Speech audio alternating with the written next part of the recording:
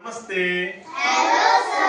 Namaste. How are you? I am fine, sir. Very nice.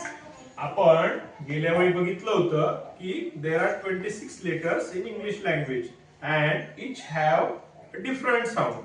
ठीक आहे, प्रत्येकाला एक ध्वनी असतो आणि त्याची आपण यादी पण बघितली होती. आता त्याची काही एक्झाम्पल्स आपण या ठिकाणी बघणार आहोत. दिस इज ए. ठीक आहे, ए फॉर ऍपल आपण म्हणतो, पण ऍपलच्या पलीकडे काही शब्द आहेत की ज्याच्यामध्ये ए चे डिफरंट साऊंड्स आहेत.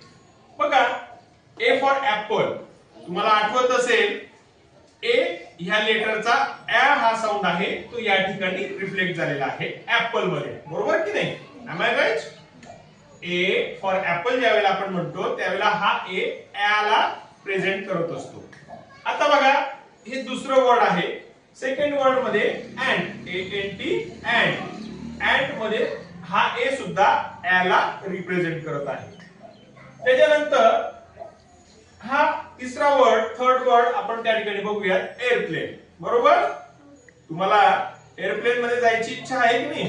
जाणार ना? तर यामध्ये तुम्ही ज्यावेळेला हा वर्ड शांतपणे वाचण्याचा प्रयत्न करतात तर तुमच्या लक्षात येईल की ए साऊंड, ए लेटरचं ए हे साऊंड या ठिकाणी रिप्रेझेंट होतं. बरोबर की नाही? या ठिकाणी जसं ऍपल आपण असं वाचलं, इथे मात्र एअरप्लेन आपण वाचत असतो. म्हणजे हा ए हे या ठिकाणी ए म्हणजे मराठीतला आपण ए माहिती ना, त्या साऊंडला रिप्रेझेंट करतो. आता बघा खालचा वर्ड एंजल. काय वर्ड आहे तो? एंजल. म्हणजे ए त्या ठिकाणी रिप्रेझेंट होत आहे. म्हणजे हे कशामुळे की आपण बघितलं होतं ए ला एकापेक्षा जास्त साऊंड्स आहेत. त्यानंतर बी, आपल्याला माहिती आहे की बी ला फक्त सिंगल साऊंड आहे, म्हणून B for bat, B for ball, B for bat. प्रत्येक ठिकाणी बी या लेटरचा ब हा साऊंड त्या ठिकाणी रिफ्लेक्ट होत आहे. त्याच्यानंतर दुसरं लेटर, सॉरी नेक्स्ट लेटर येतं सी. काय येतं? सी. आता तुम्हाला माहिती आहे सी चा साऊंड आपण त्या ठिकाणी शिकलो होतो. कोणते कोणते आहेत ते? स आणि क.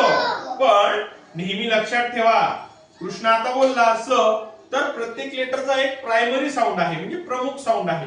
तर सी चा प्रमुख साऊंड काय आहे? क. त्याच्यानंतर काही ठिकाणी सी येतो, सॉरी काही ठिकाणी स येतो. समजलं? म्हणजे सी साऊंडचा पहिलं प्रमुख साऊंड आहे क.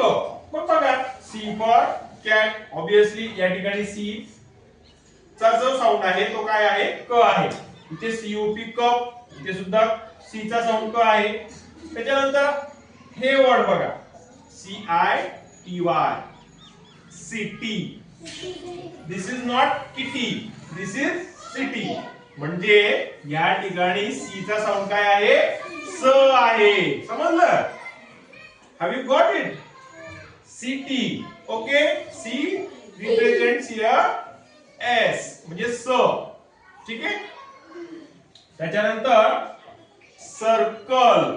बघा, इथे दोन सी आलेले आहेत. हा जो सी आहे तो स ला रिप्रेझेंट करत आहे आणि हा सी क ला रिप्रेझेंट करत आहे. सर्कल काय आहे? सर्कल. त्याच्यानंतर तुम्हाला नेहमी चालवायला आवडते सायकल. बघा, या ठिकाणी सी हा स ला रिप्रेझेंट करत आहे. आणि ह्या ठिकाणी शेवटचा शब्द बघा, कॉम. ओम.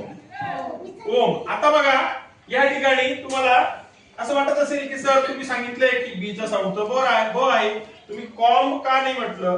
तर का नाही म्हटलं? कारण की याच्यामध्ये काही काही अक्षर काही वेळेला शांत बसतात. तुम्ही सुद्धा काही वेळेला खूप गप्पा करतात, खूप बोलतात, पण ज्या वेळेला तुमचा मूड नसतो किंवा चित्त लागत नसतं त्यावेळेला तुम्ही शांत बसतात. तसे या ठिकाणी हा जो बी आहे हा शांत बसलेला आहे, म्हणून आपण फक्त काय करतो? ओम असं वाचतो. म्हणजे बघा, सी चा क, ओ चा ओ आणि एम चा म. झाला शब्द तयार. कोप झाली का नाही? साऊंडची मदत तुम्हाला रिलीज करताना. बी मात्र या ठिकाणी शांत आहे, सायलेंट आहे. मग आता एवढं कसं लक्षात राहणार? तर हळूहळू सरावाने तुमच्या या गोष्टी लक्षात राहतील.